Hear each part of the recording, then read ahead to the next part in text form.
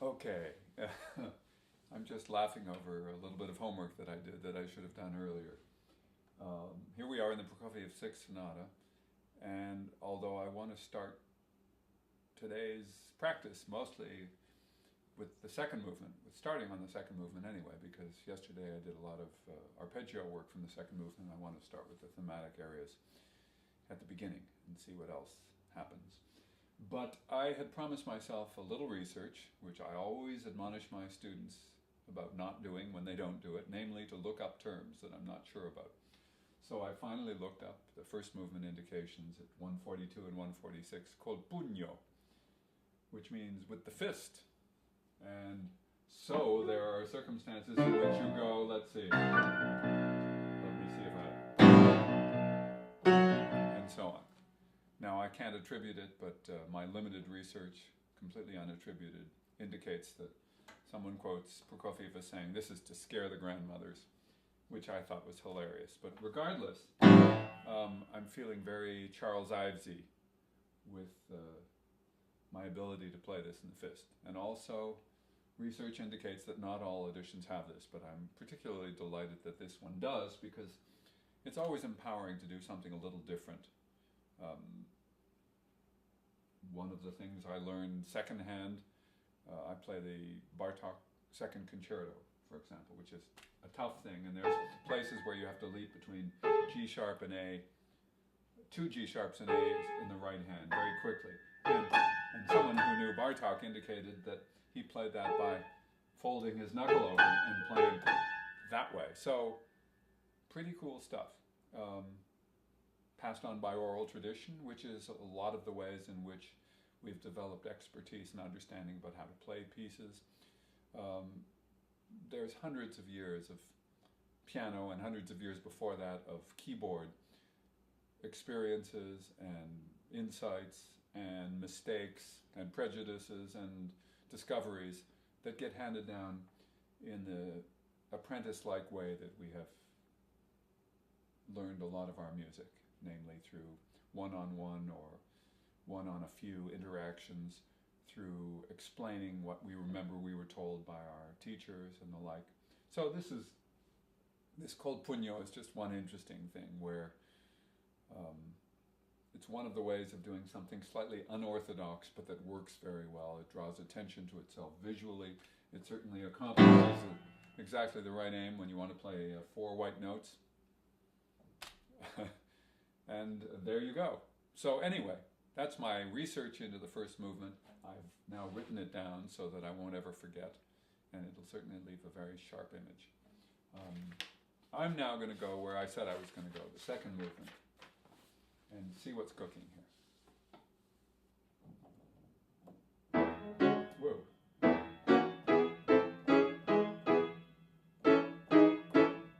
Oh yes, I still have to decide. I think I've decided on that hand division. A little too fast for this unwarmed up pianist here.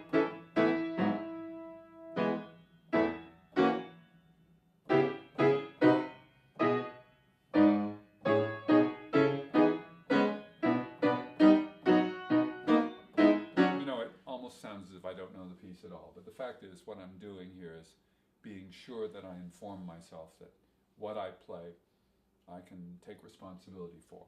I take little mental breaths within this process and define the groupings or try to remind myself where my textual instructions to myself, shall I call it that, start. For example, 1, 2, 3, 4, at the end of measure 4, where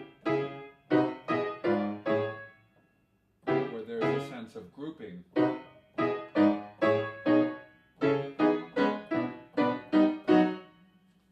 That really empowers me to feel a sense of simplicity and gestural freedom and ease. So, then this, then to here, then to there. It almost has a rhythm of its own. Go here, and then go. In other words, just as I do if I'm sight reading efficiently, I can see a given group and know that nothing, after I've taken a snapshot of that little fragment, nothing's going to interfere with my ability to produce it on the piano with a certain degree of fluency. This by itself, this needs, and we're talking 1, 2, 3, 4, fifth measure.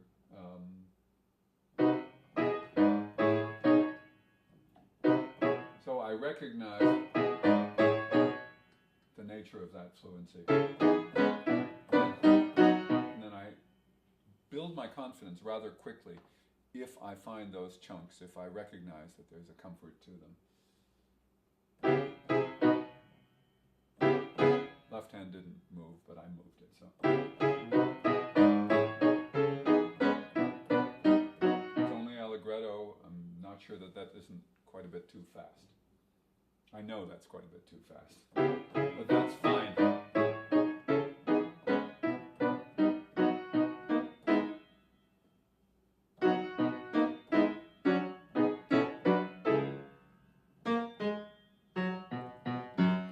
That shifting left-hand position, essential for my purposes.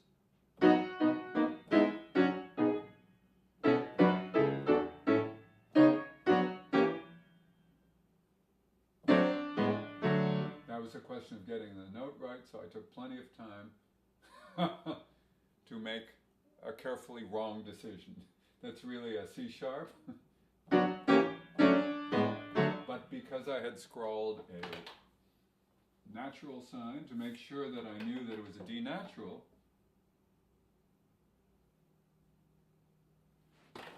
I confused myself. So this time I wrote a natural and a sharp, just to make absolutely clear what the notes are.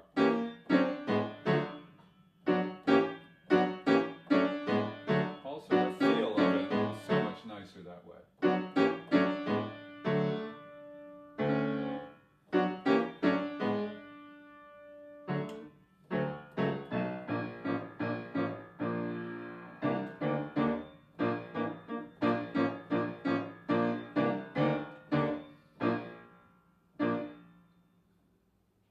I didn't like my fingering. 4, 3, 2, 1. No, actually, that's what I want.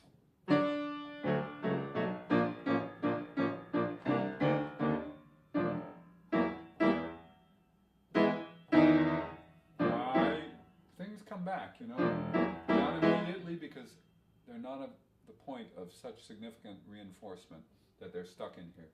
They're pseudo stuck in here.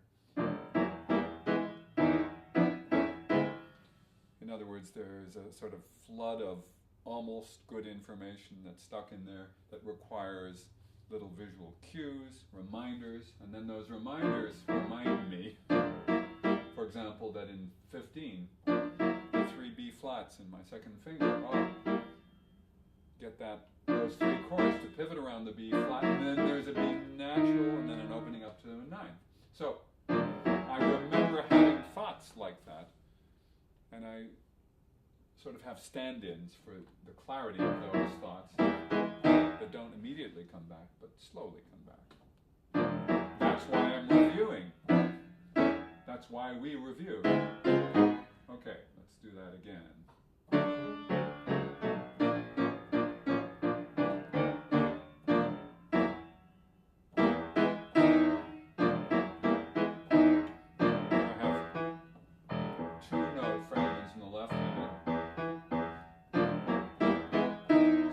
My right hand has a shape of 3 chords plus 1, and it changes to B natural.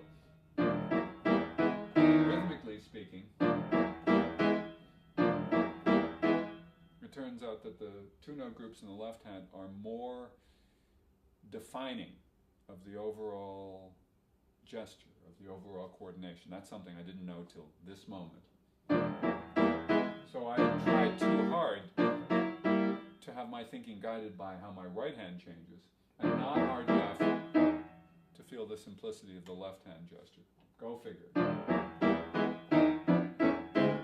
Okay. Feel much happier. And this is not particularly tempo, a defined tempo, the tempo that will work for this cut time. It's an effort to find fluency, which sometimes is a little faster, sometimes a little slower than whatever my tempo will ultimately be. But I want the sense of simplicity built in.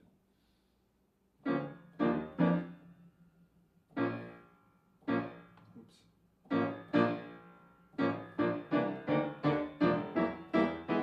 Yeah, you see that grouping makes all the difference.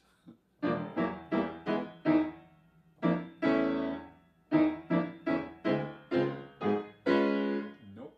I've written even good analyses, good enharmonic equivalents of these chords in 17, and I should pay attention to them rather than trying to read the complicated notation that Prokofiev has.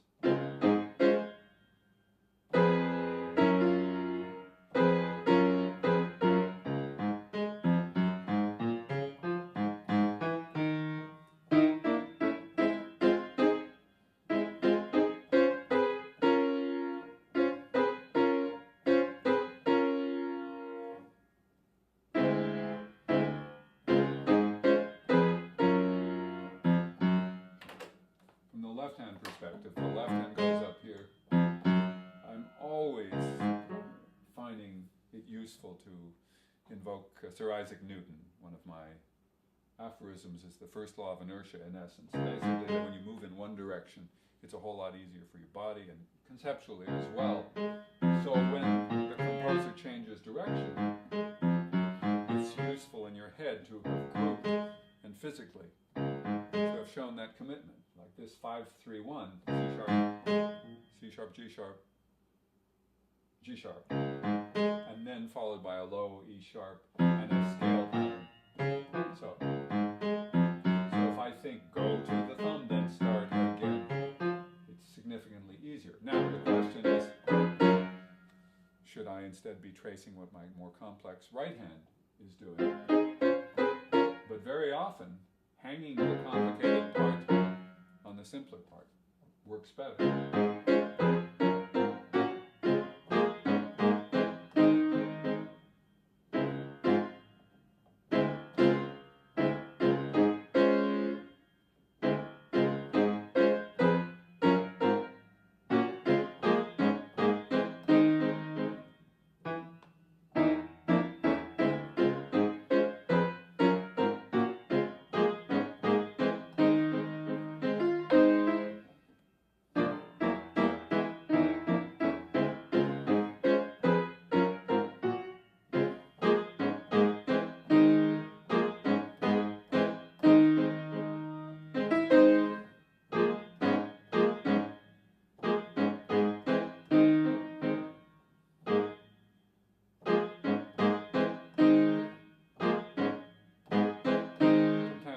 Little things. Well,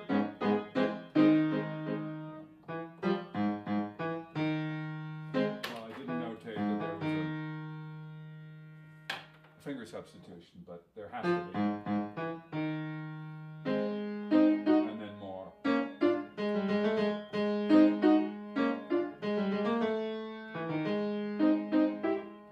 so on. Much too fast.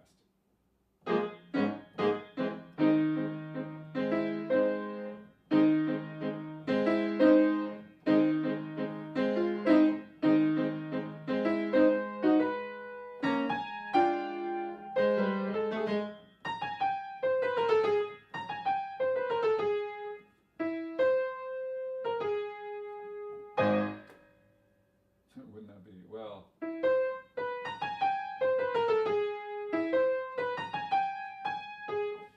G sharp major? Not one of, at least that's what it feels like. G sharp major. Who wants G sharp major? That's an awful lot of sharps, huh? What is that, 9 sharps? Well, there's maybe 8 sharps. Too many sharps. Anyway. So if it's conceptually too complicated, you want to feel, for example, A flat major.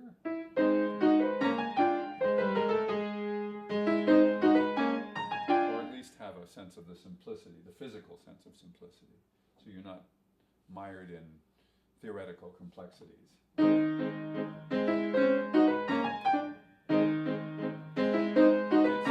It's already physically complicated enough if you choose to do the finger substitutions to respect the voicing as indicated without over-pedaling.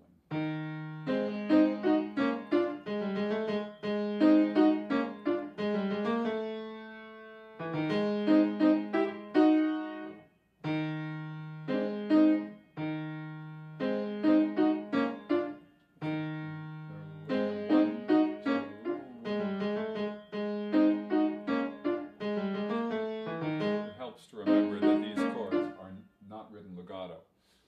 The right hand is written espressivo with a slur. The left hand is not written with slurs. Very much to the advantage of the pianist. There we go. Whoops. After 2 times going up to here, it's nice to go one beyond and finish. And change enharmonically. These notes that were D sharp, F sharp become E flat, G flat. Ha ha ha.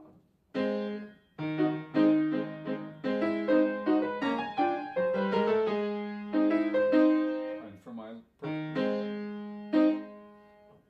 purposes of what I've found myself doing, I found myself playing the left hand by feel. So that will be useful because I want to concentrate for now on the right hand and shaping.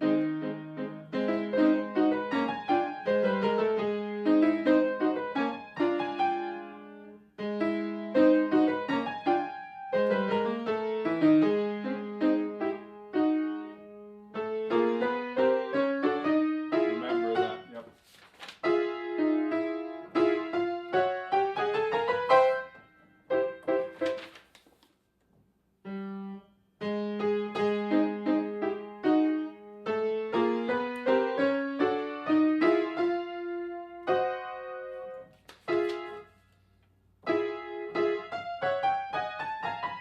This is something, there's certainly no time to think about all these intervals. Admittedly, I have to get used to what's the least pleasant about it and make it as optimized, as pleasant as possible. So my 1, 2, 5 on measure 27, which happens to be a page turn in this edition of Boosey and Hobbs. That's, once I'm aware of it, it's certainly no big deal. So, and of course,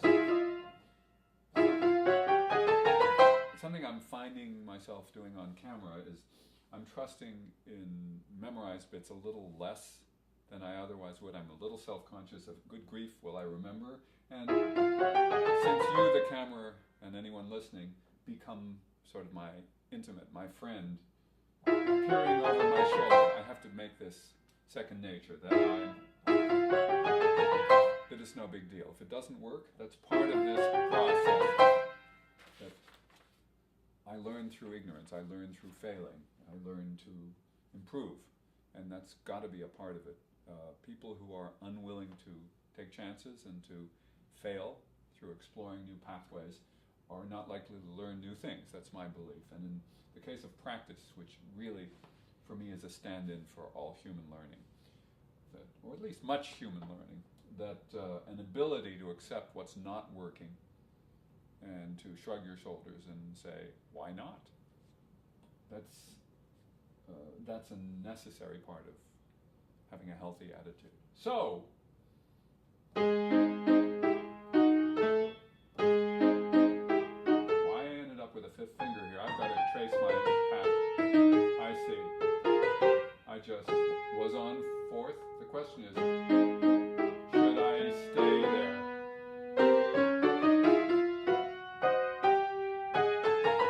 Okay, I remember the page turn, but I'm a little curious about my finger. I see. By staying with 5, I have all the time in the world to turn my hand over If I turned it to thumb, getting to 5, 3, 2, 1 would not be a good thing. So, what's left for me to do? I have 4 and I have 5 that are available. So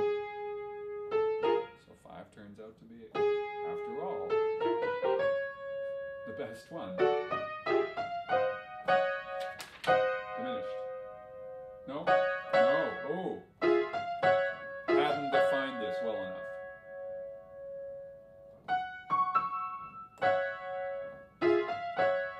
Okay, with the, here we have a third down below, minor third, and this tritone up here. That's not a tritone, that's a minor 6. So here we have the minor third down below again, minor third. I'm sure I've told myself that before, but it obviously bore repeating because I didn't remember. Minor third, minor third, minor third, minor third, minor third, minor third, minor third, minor third. Whoops. Minor third all the way up. For those of you who know the joke, it's turtles or tortoises all the way down. So, perfect.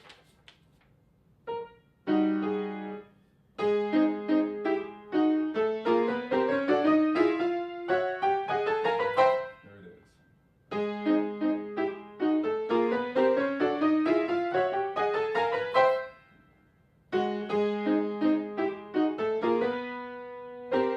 I'm thinking, can you tell?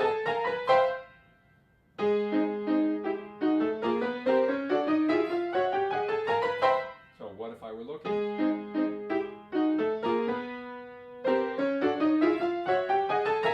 Would it make it any easier, or would I be more confident? I don't know. It's not yet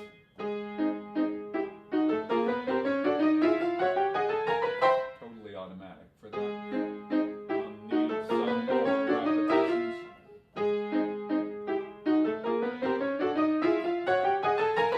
I do know where I have to think harder on the bigger, weirder transitions.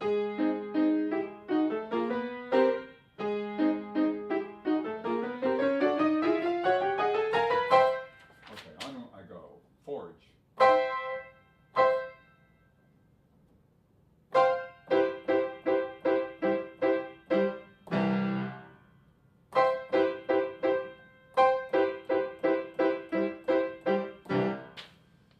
Well, so I've violated a fingering principle here, I notice. I have interlocking chords. And I've written 1, 2 in the left hand on the E, B of 28. Perfect for this little oscillation. I've written 5, 2, which is a great fingering for these two notes on G, C. The only difficulty is it makes my hands interact a lot. Well, but you know what? Thumbs makes my hands interact. Well, how about that?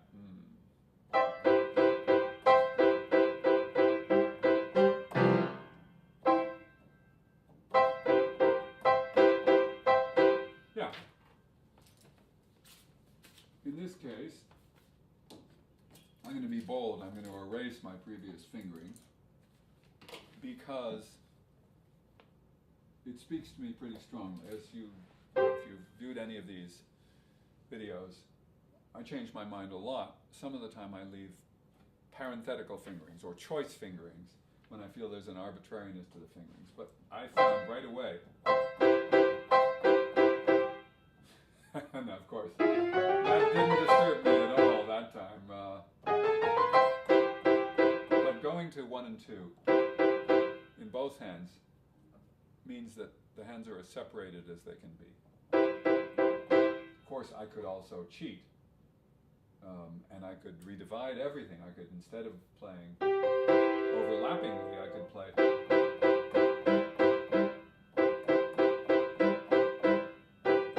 So the question is, why did he write the overlapping notes? Why is B on top? I can understand if you're a choir director or something and you want the sopranos to cross the alto line because you want that timbre to be lower than the deeper timbre of an alto voice, for example. Or you want the line to be continuous, so you don't want to break it up and always distribute higher voice with higher part. So in this case, and it's true of much piano playing like this, that you might want to favor the top of the hand and be more incisive in a certain voice. I'm playing as written. He hasn't identified fingering, but this is the way he's worked it. Now, what if I do this instead? Can you hear any difference?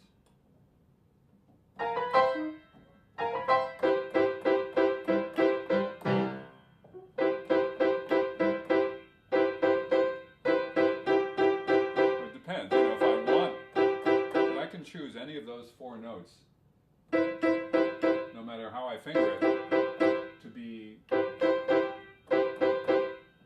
useful. So he may have had theoretical reasons.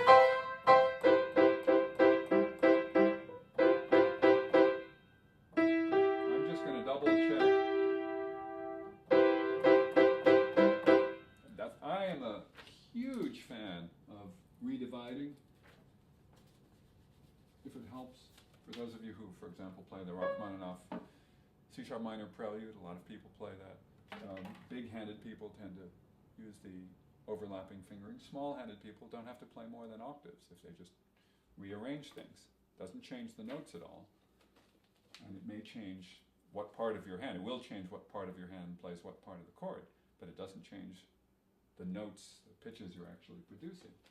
And if you're good at voicing, then it shouldn't matter that much. In this case, I'm going to redivide everything. I'm going to play, so C and B in the right hand, and E and G in the left hand.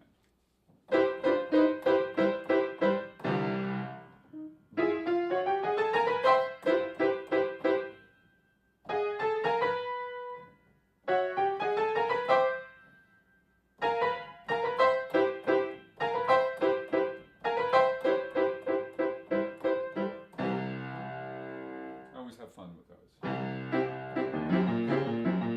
going to have this figure a lot,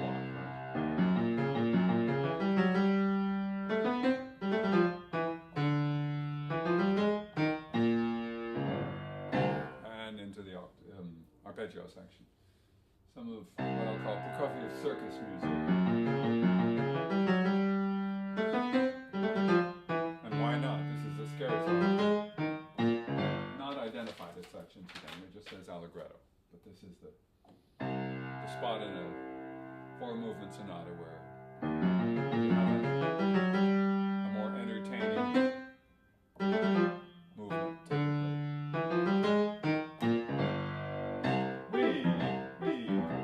So, of course, this will help to define actually tempo much more than what I've been doing. If I would be.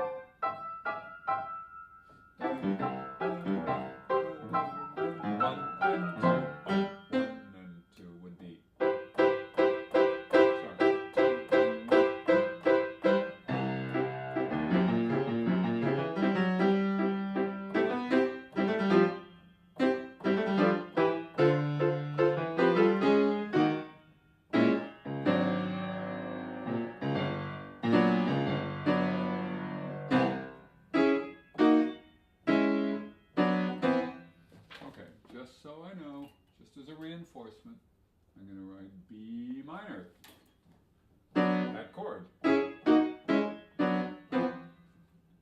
Just because we have a notational system doesn't mean we can't aid it with other notational systems. Again, you see that in fake books a lot, where you see the name of a chord, and someone who's more conversant with chord names than with finding the notes or finding the keys through notating places on a staff. You do what's most comfortable.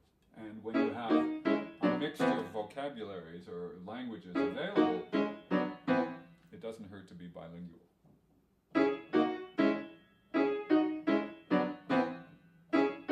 Grouping, 5-4, 5-4. There it is.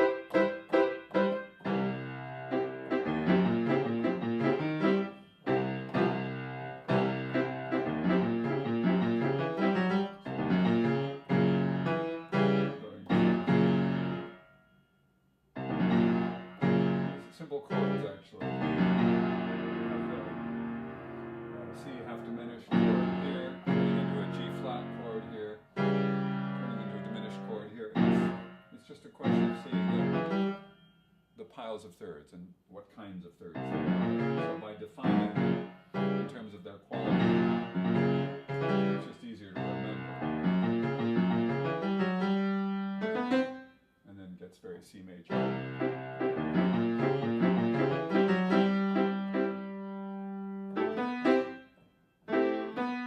Okay, here's one place I have to make a decision about.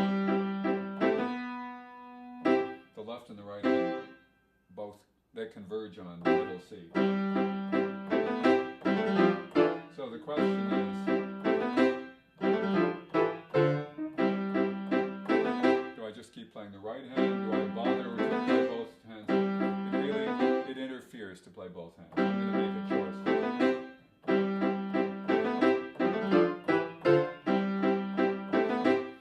I'm going to choose. Some people might think that playing the single notes gives me a chance to voice that melodic C the best, but for sheer comfort, just maintaining this rather than having to go leave out the thumb and come back.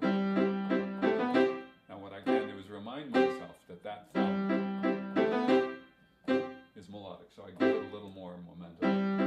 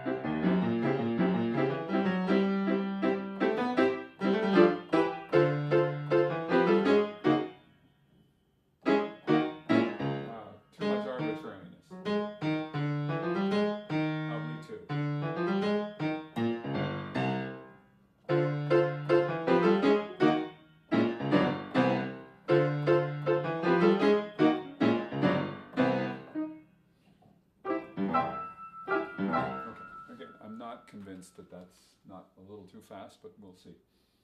I am going to skip to the end of this arpeggio group. Not that I don't want to reinforce the arpeggios, but I want to see how this turns out. So I get to the end of the the G major section, which is the second set of arpeggios, at 56. So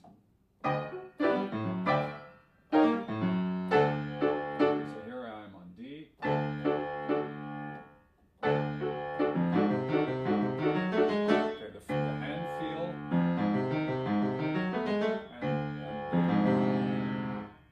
Relationships are the same. It's not all the same kinds of notes. I have more black notes here. One note up, one whole step up. This is actually more comfortable.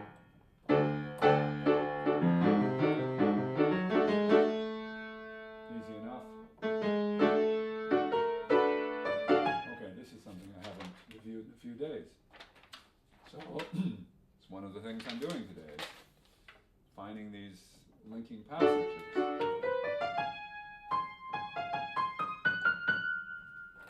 want to make sure that I don't miss the extra B sharp in measure 60 here. So I'm just reminding myself.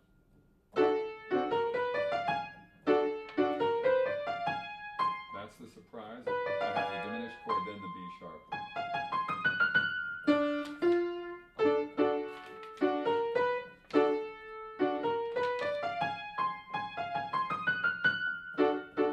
Good.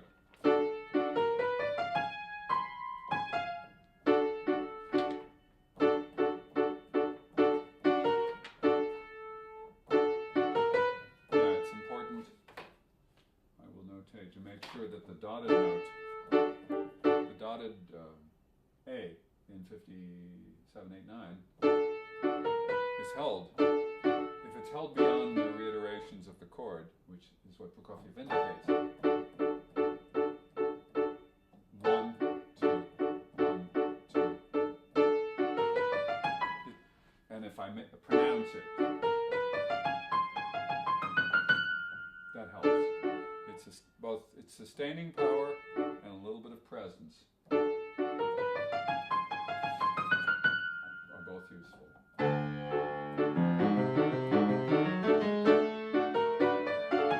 Okay, and the left hand actually nicely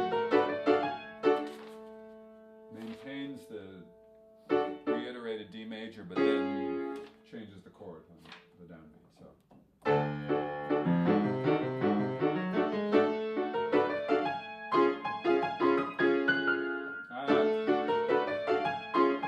That helps with a C sharp. Ooh, is that right? No, I invented a beat. It's just a C sharp major major 7. So.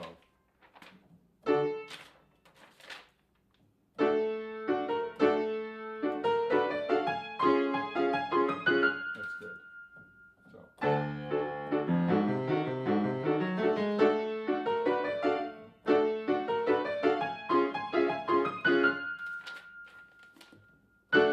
And that's it. Neighboring chord. Back to D major reiterated. Okay, now we have this section with these octaves interspersed with single notes. So these neighboring figures over and over. So the second of these arpeggios is the same as the first. They just arrive at a different place.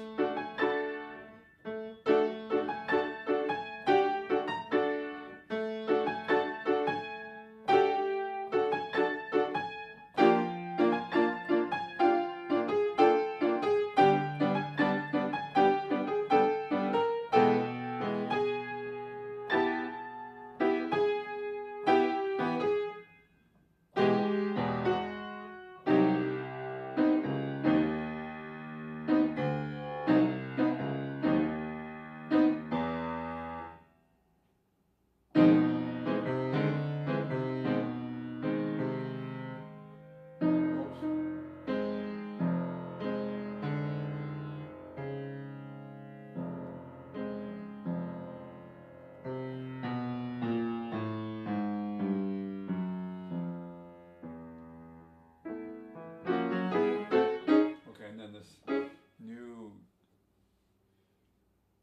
more melodious treatment of the primary theme. But, as you could tell, that was pretty haphazard sounding. In other words, nothing was connecting. I was just reading or remembering that I had gone this way before, but there's nothing that seems to have stuck enough to be well internalized or assimilated. So, let me find out what to do. First of all, I think tracing the left hand down, D, I may even write this, and B flat, and G, and E, E, E,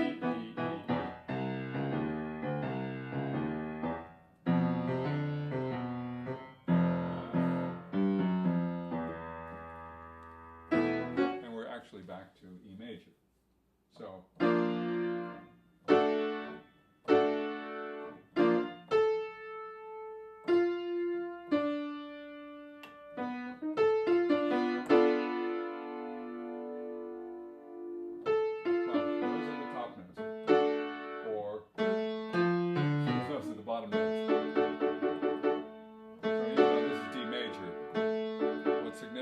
fifth of the chord is the bass and the top. And he seems to be emphasizing here. Now, while in this ostinato, he's always centering around A for the longest while before it starts to crawl downwards.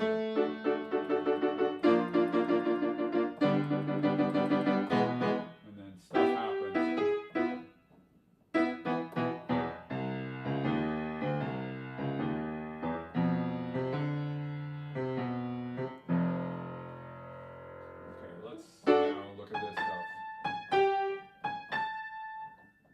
I've written 2 to 3 to 2. I'll just write it one more time. The 2 going up, the 3 going down. The 2 going up, the 3. So.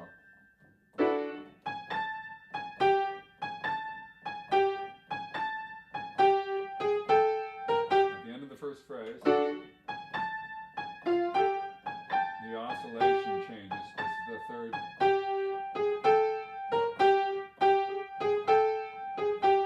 I think I could go 1, 2, 1, 2, 1. Or a smaller hand 1 to 1 to 1, 1, 1, 1.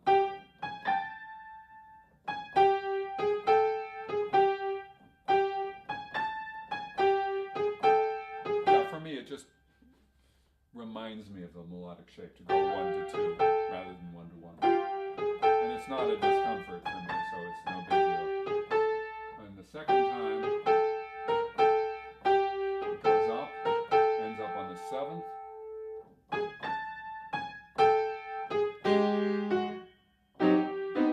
So it gets a little less predictable. Indicate that second finger both ways, because I obviously hadn't made up my mind. There's no indication that I've ever been through here. Goes up and then comes back down again, then to the octaves. So I have 7th and a 7th.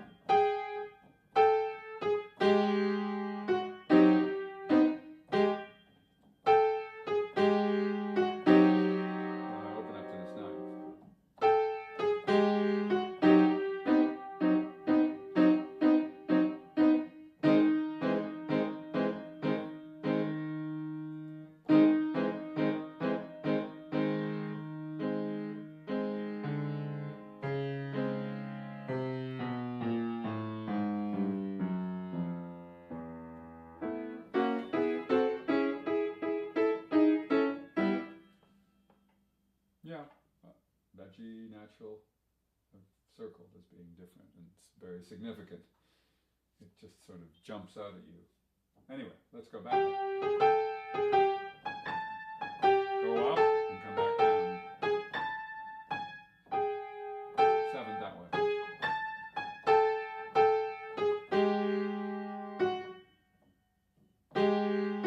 Oh, well, I have to remind myself melodically it comes back to the G.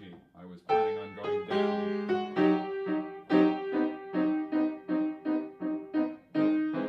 A flat.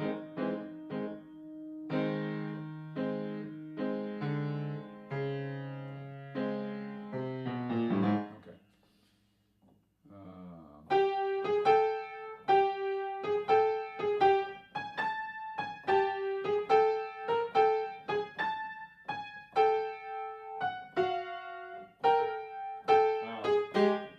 Here it shifts by an octave. So this 7th, I had not told myself that, so I didn't find it.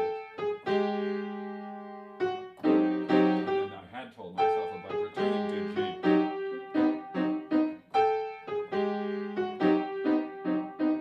A flat coming up. The last beat has just a flat chord and then strange off. Okay, let's see how those go together. B flat, right hand does G.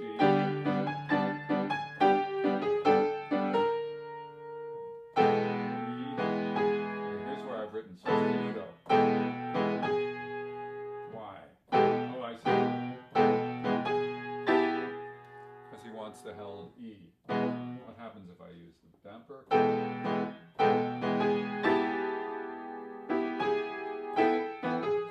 Well, it suddenly thickens up the texture in an unexpected way. I certainly would. It's not terribly big deal to have these seconds held on the pedal because of where they are. Here I don't need to anymore.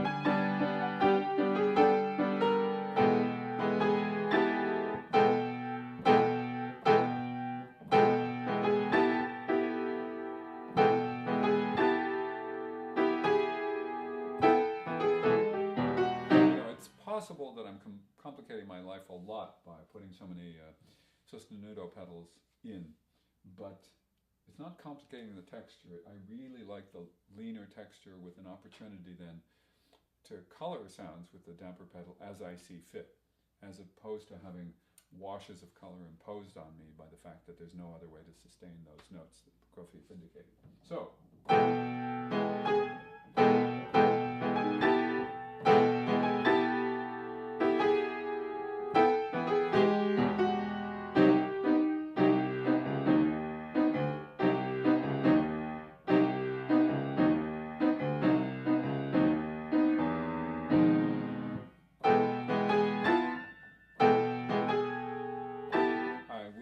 reminisce briefly. I was once, a long time ago, in a international competition where I was playing some Bartók that I had used a lot of sostenuto pedal for, and there was no middle pedal on the piano I was playing on. So it's one of those shoulder-shrugging things. There's a lot of, at least there were at the time, a lot of European pianos that did not have a sostenuto pedal.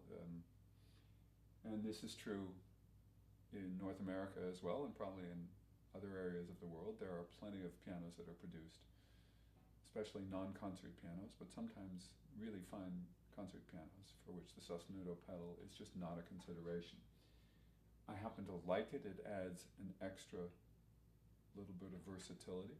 There are the strange pseudo-sostenuto pedals, mostly on uprights and some of the smaller baby grands, that are really damper pedals for the bottom two octaves, which can have their interesting uses, but not always, because you don't always have the sustaining note in that register. So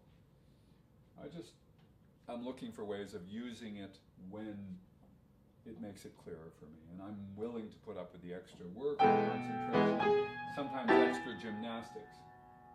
And of course this piano is not perfectly attuned to its sostenuto, but and I can't avoid holding the wrong notes. In this case, oh, I take it back. I can make just the B hold. So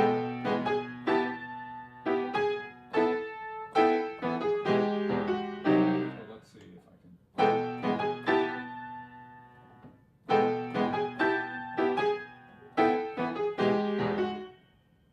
I rather like it.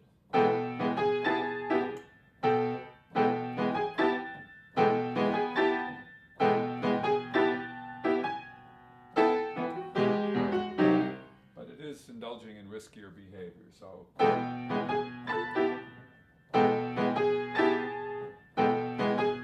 have to put up with the risk and decide it's worth it here.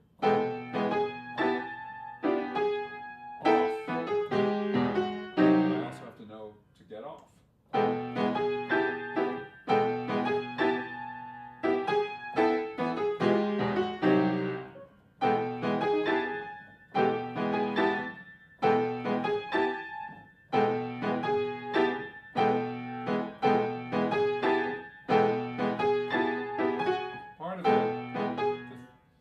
One of the things I need to do if I want to make that work is to get off my melody notes in the right hand. If I wait or lengthen legato, there's no way that my sostenuto pedal will not grab them.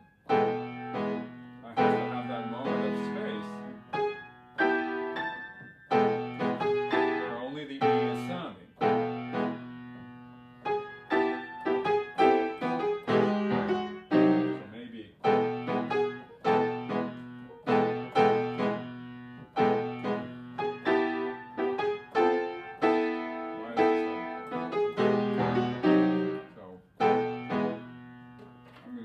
I've already drawn a little line. I'm going to draw a bigger line to indicate that the whole thought and the whole gesture restarts here.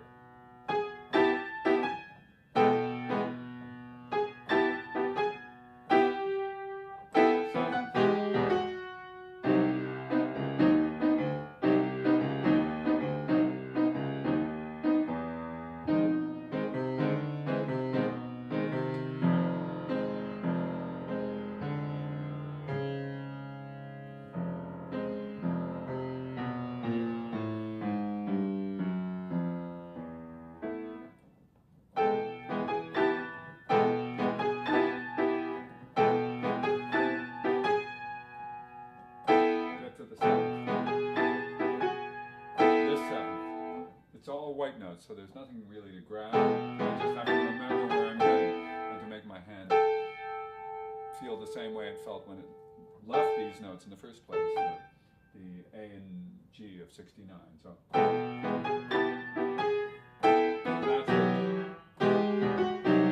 That's the idea.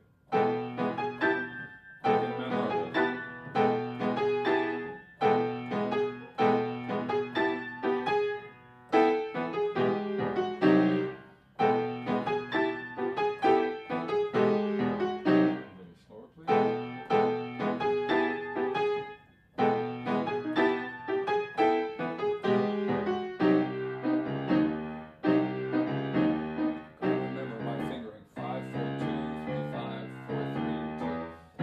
Best in the bass.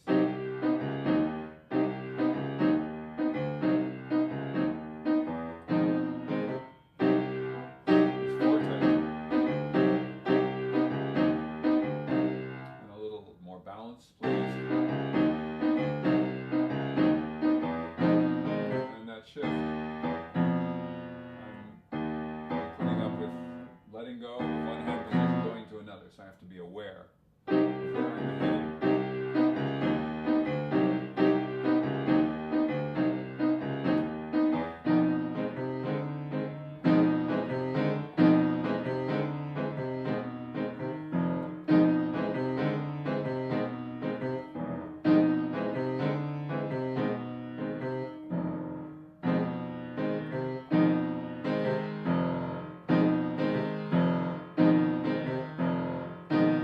Slightly odd because he has me playing, reiterating this A flat chord and then just tying the E flat bottom, the thumb note.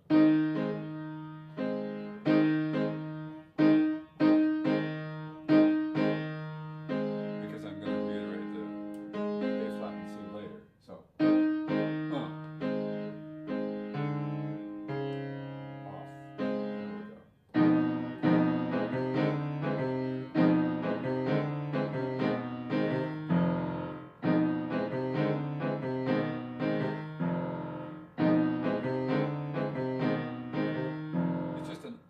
Coordination. It feels funny, so I have to make it familiar funny. I've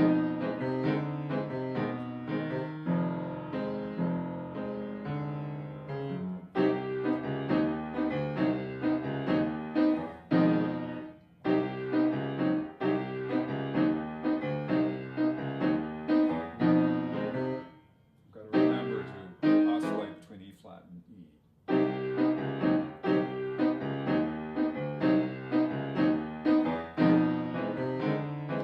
In other words, just be armed with that one thought is all I need.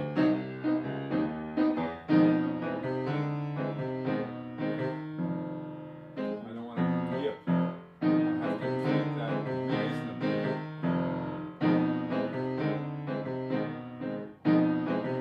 Incidentally, he hasn't made any kind of a retard indicated, although I certainly feel a lessening of energy. He's getting softer and simpler.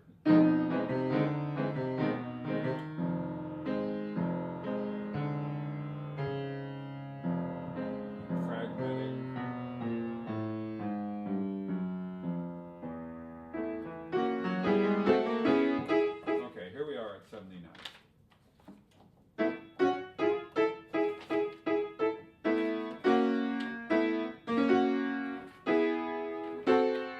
Yes, I think I've noted this before. Whoa.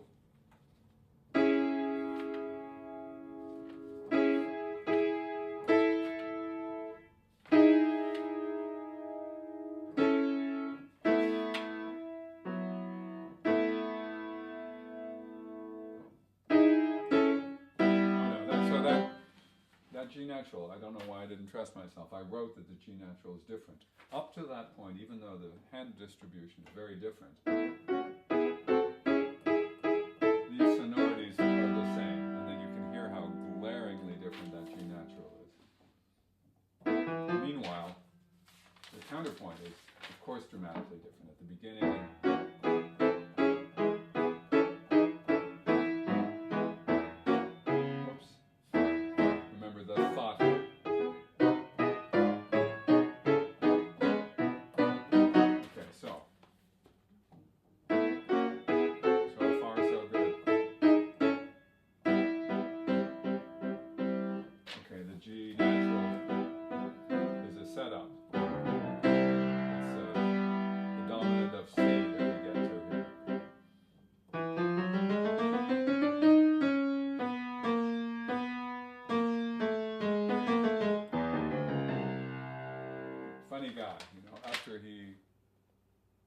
he seems to like those interrupted things a lot.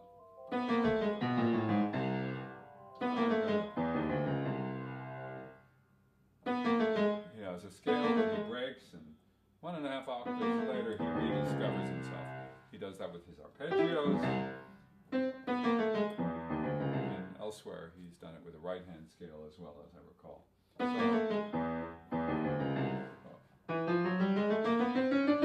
So it's all chromatic. 79.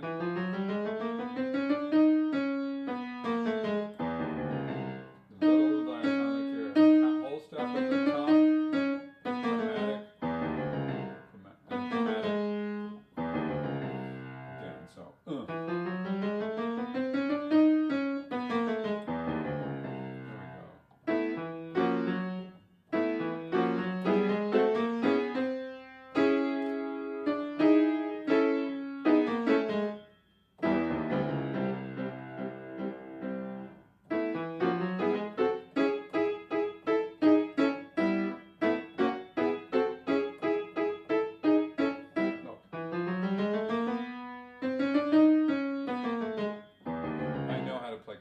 So I'm going to assume that I need more attention on Prokofiev's new voicing of his chords, which is exactly what I just did. I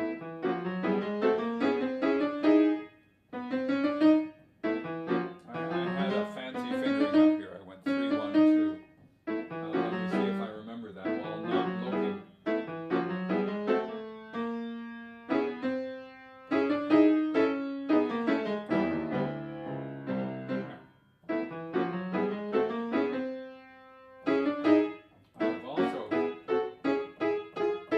To just play 4-2 here, so as to not move out of position.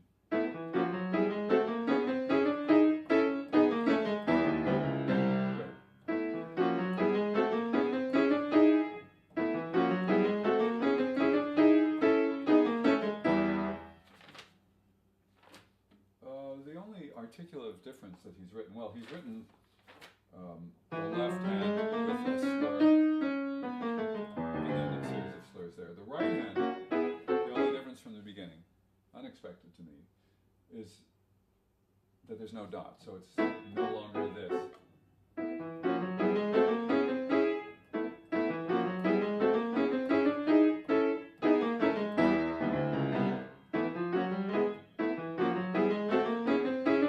I want a third finger. It's not a big deal, but it just keeps my left hand a tiny bit calmer.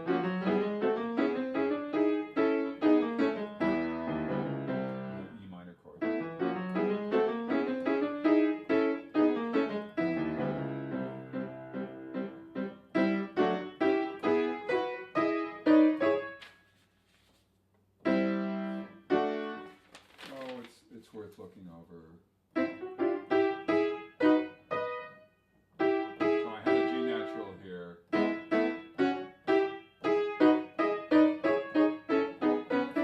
So in here I have. Okay, so we regained some measure of familiarity on the 4th beat of 83, or the second half of the 2nd beat, if we're thinking in cut time. This diminished chord was an E minor chord in the original.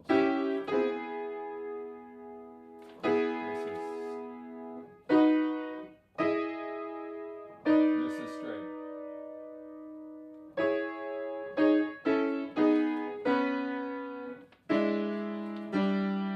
Okay. 84, 5, 6.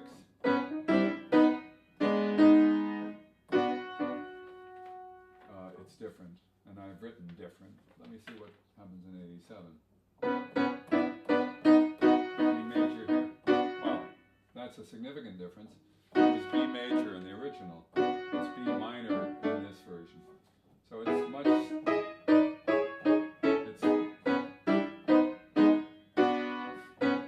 It's sometimes shocking because you're expecting a certain mode.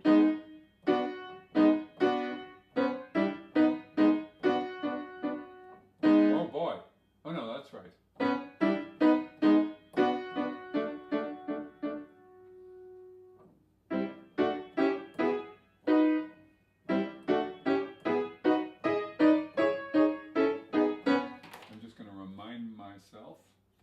32 in the third quarter of 85. That's my fingering preference.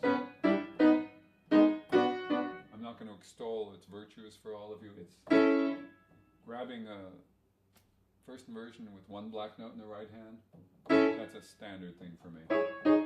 It's so easy to get to.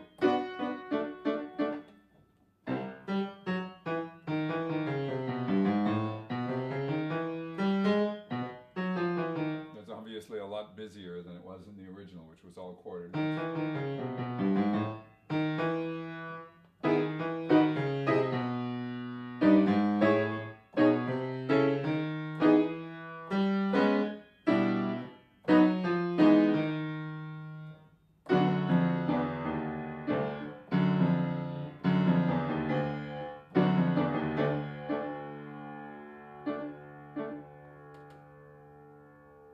Oh, this is very thoughtful of Prokofiev or an editor.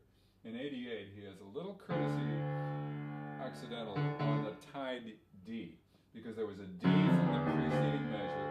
I keep holding on to it, and that little natural sign just reminds you that this is not going to move.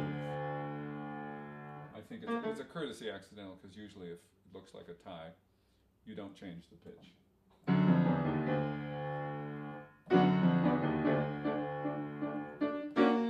Okay, so.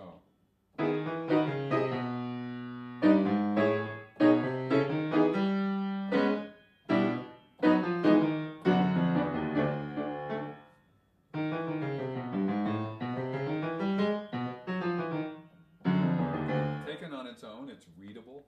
It's not a big deal. Of course, the hands are getting further and further apart, so I'm going to rather assume I'm going to need to know a lot of the right hand on its own. Ultimately, I could play both hands just by feel because there's no huge leaps or anything, but the fact is I don't know the left hand well enough yet, and I'm thinking maybe I'll know this.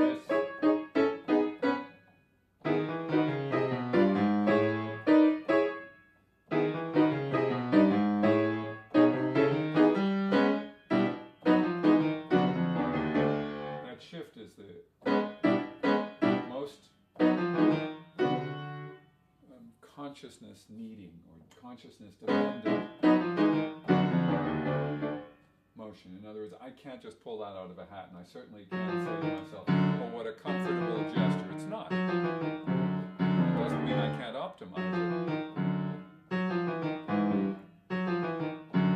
And at least it has a black note in there to help me to grab the chord, and I'll also tilt my hand to favor that inclination to get to the third finger on F sharp.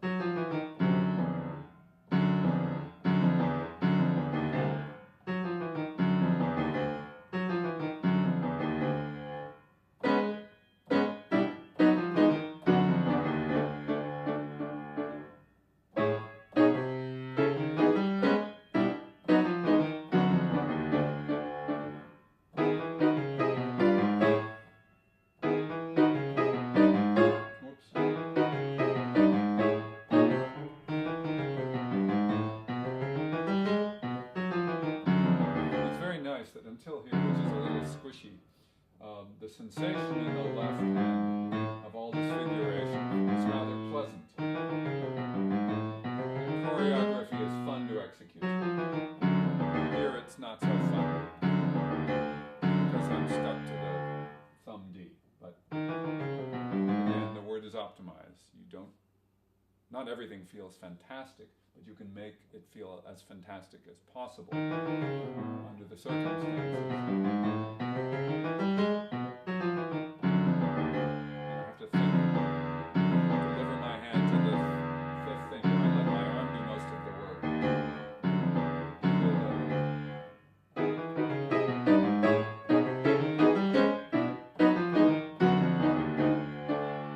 Consciously, I was, interestingly, as I felt would ultimately happen, I'm trusting more in the feel of the left hand because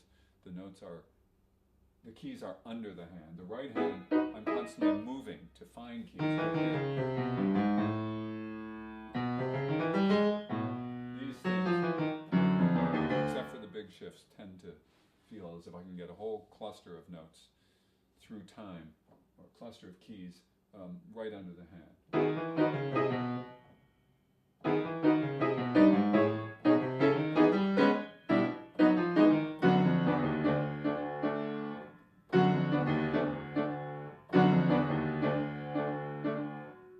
Okay, we're going on.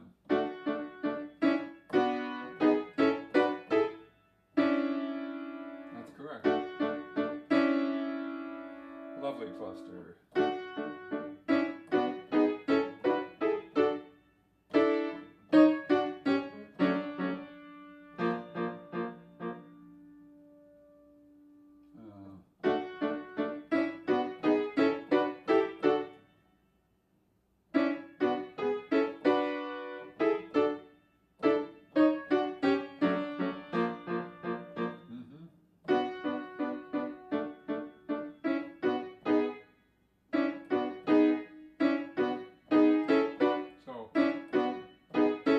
This is, again, a way of thinking of these changes, to not just think, oh, he's assailing me with different chords, but 88 going into 89. It's a three-note cluster, opening up from the middle D to a B minor chord, then three first inversion chords.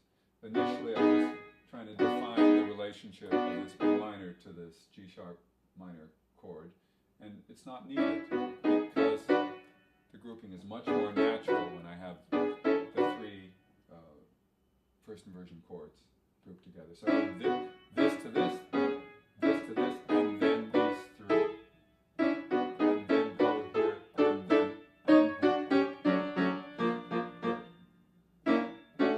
So let's see what's going on in this hand. Whoa. 3 times in a row I missed C sharp. So if I'm going from 1 to 2, it's usually when you think you can get it, but you don't, and you forgive yourself, that you get into trouble. So I thought I could just sort of cross my second over my thumb and reach and get the C sharp. I couldn't. So I'm finding a more diagonal path. I'm really letting my arm deliver me from thumb, rightwards and inwards. Quite an extended and flat finger to the C sharp. And using that strategy, it works every time. Using the strategy of just assuming it's there, it's both more uncomfortable and, quite frankly, as you could see before, totally untrustworthy. So now I have a strategy for that. I just have to remember it.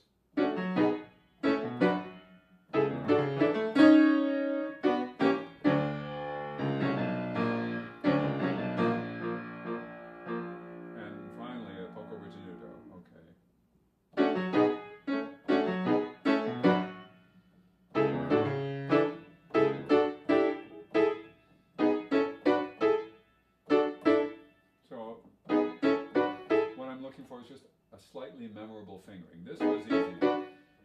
5, 5, 5, 4, 3.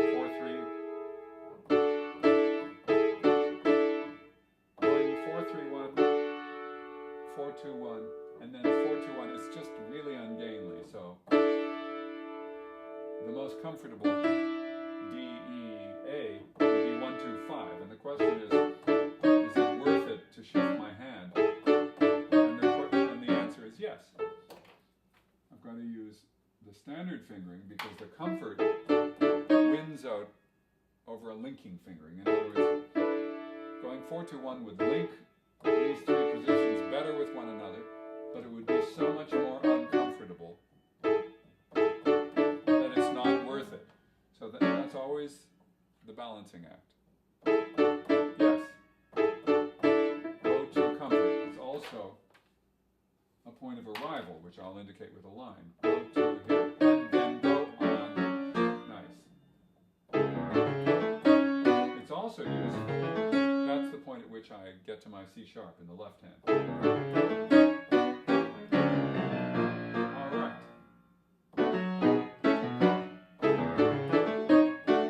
Almost. Let me take it a little slower.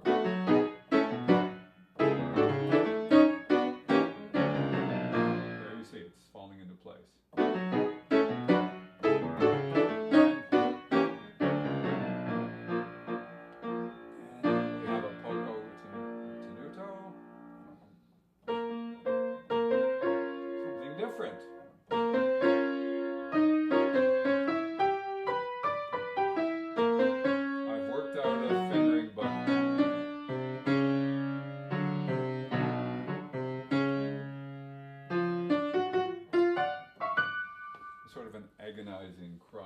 This is very different.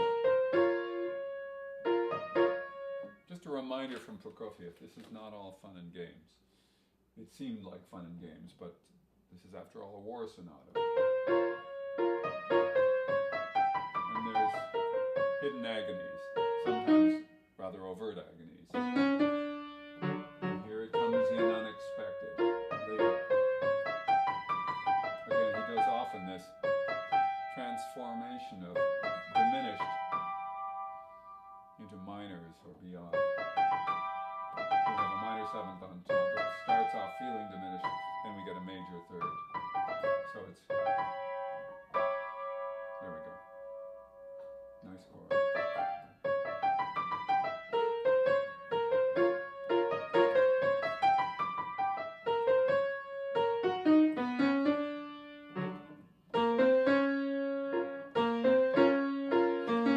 So I may as well write, it's temporarily B flat minor.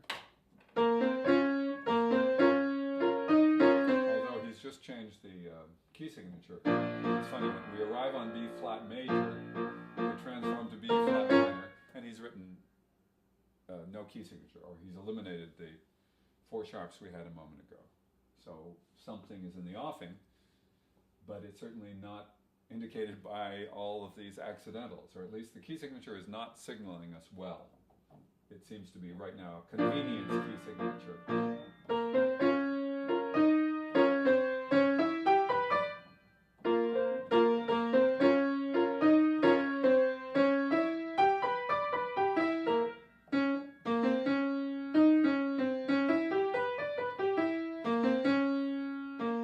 I've written the fingering in the left hand, which I'm not convinced by, but maybe I will be.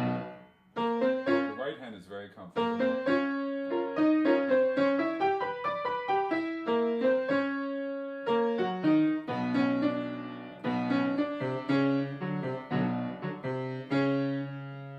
And these utterances, as I recall, are 3 different versions of the same arpeggio. E sharp, D, F sharp. So it's a 9th. So first of all, 3 triplet notes, then 2/3 of it in a solid chord, and then a grace note to the solid chord. So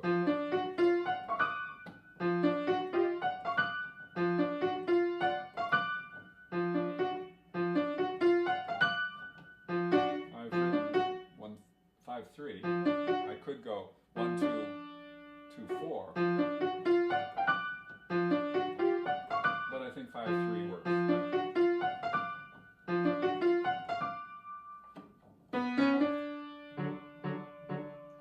1, 2, 1, 2, 1, 2, 1. There we go. 1.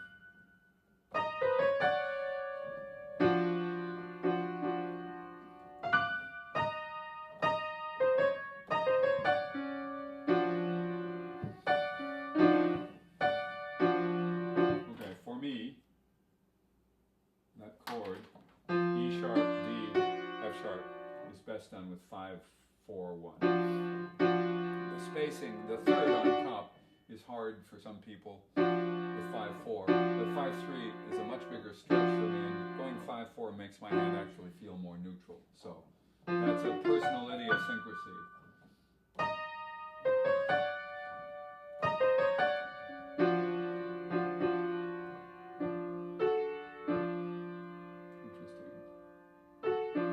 Sure that my bottom note is exactly what I think it is. E sharp, F, G, A, B, C. Yes. It doesn't hurt to label it. E sharp. I've been guessing right all the time.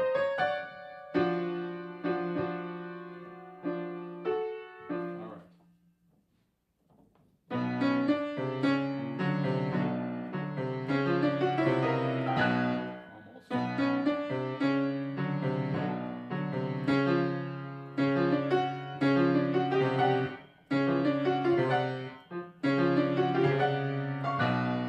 Isolating where I got stuck. The 3 the insertion of the C into the triplet, and more particularly negotiating the different octaves.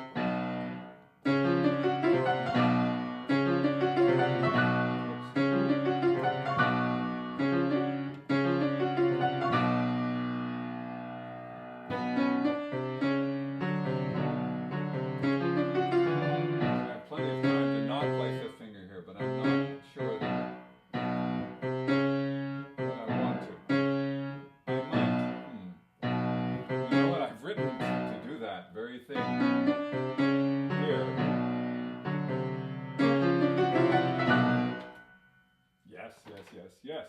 Do what you wrote before, and don't be afraid to be redundant in the writing, in the marking. Two coming up. Yes, I have to let it go a little early, but it's non-legato anyway. It also keeps my left hand out of my right hand as well.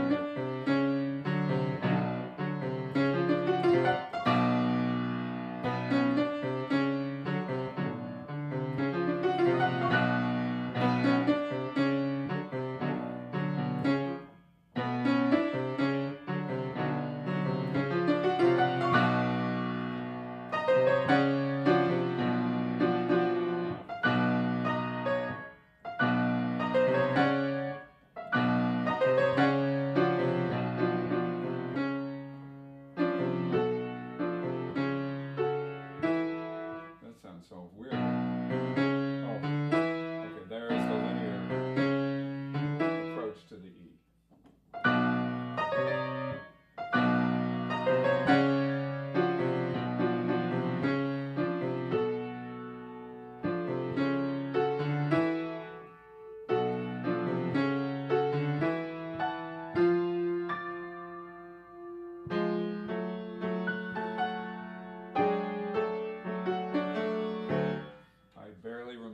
I gotta say, this particular little link passage.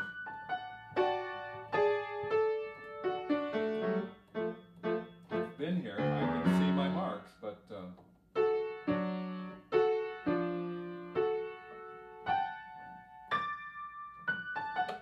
5 and 2, not marked, but useful for getting my hand ready for the subsequent arpeggio. And then 3 on the F sharp of 102, getting me ready for the 9th here. Good.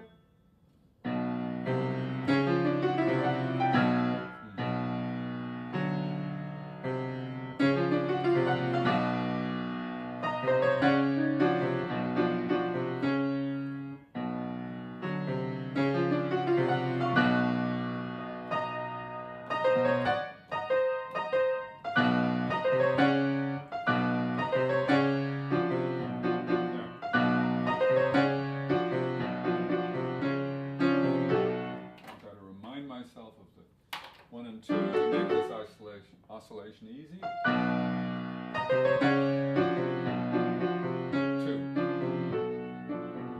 5, yes. Ooh, it's a much smaller interval, it's just down an octave. After all those 9ths, I'm not used to something that simple. So 5 and 3 gets me to 2 and 4.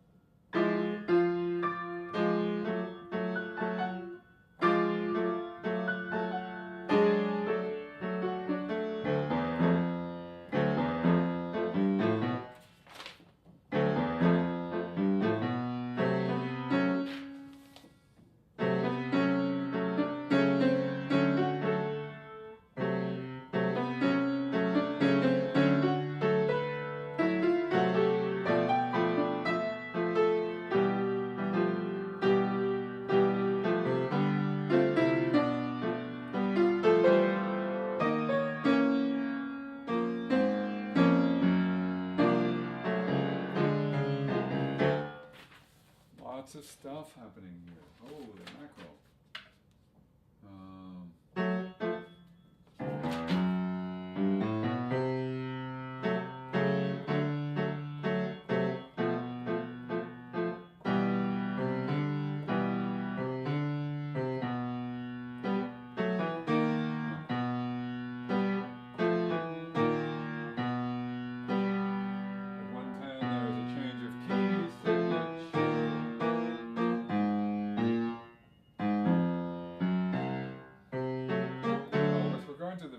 No key signature.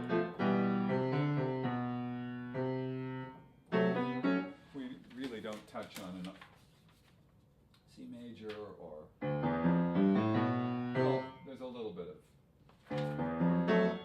there's nothing, there is nothing that smacks really,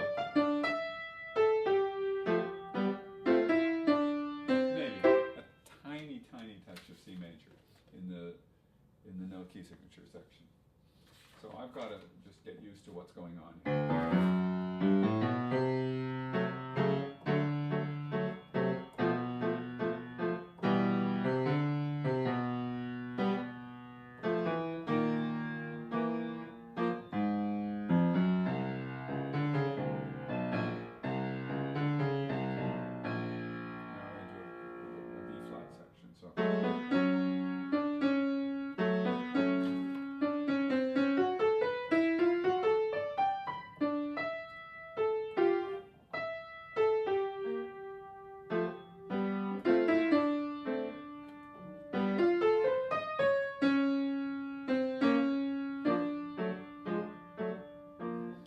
Obviously very sinewy, very slithery, won't sit still harmonically.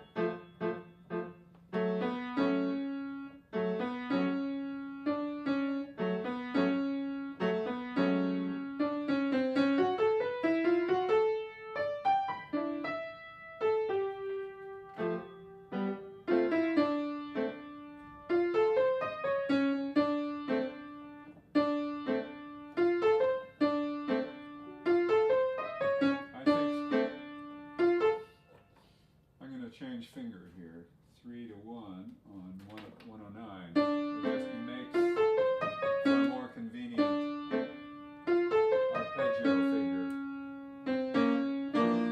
So, yeah.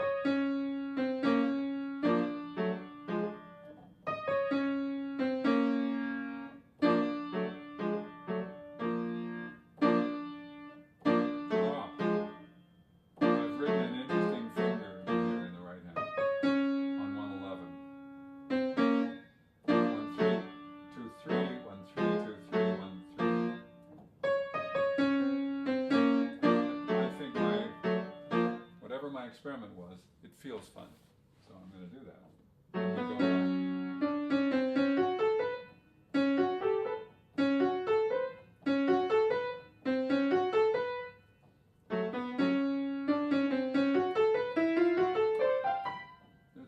It's an interesting fingering.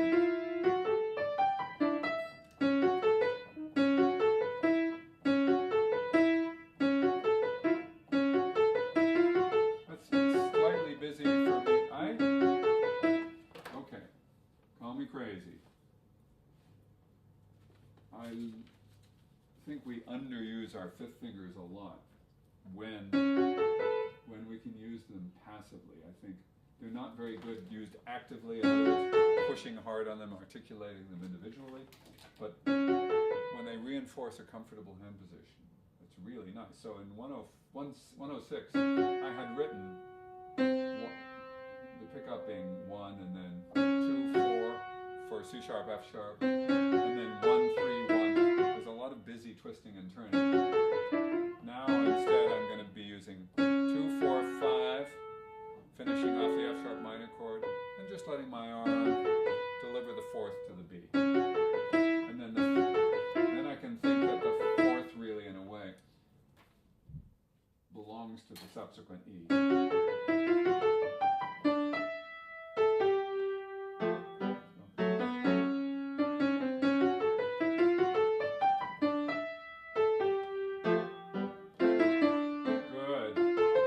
Oh, cumbersome passage, and now it's feeling kind of delicious. It's idiosyncratic, but it's delicious.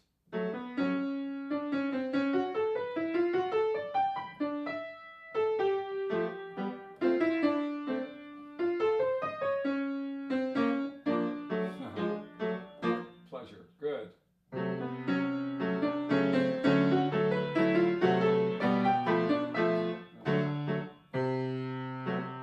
Third I wrote, I didn't do it, I don't think.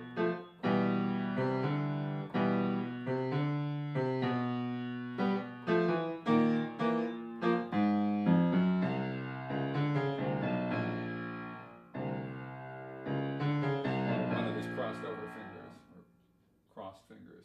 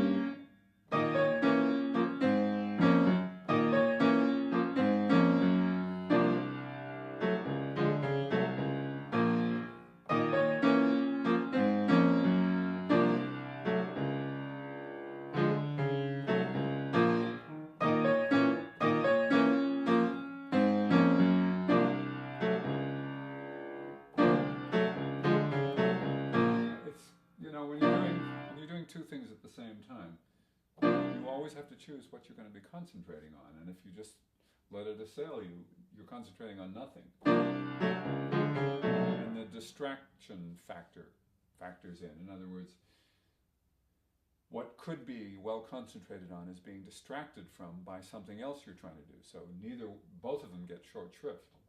For example, here, I'm using one of these crossed fingerings. I'm going from 2 to 5 to 4. So 4 comes to the left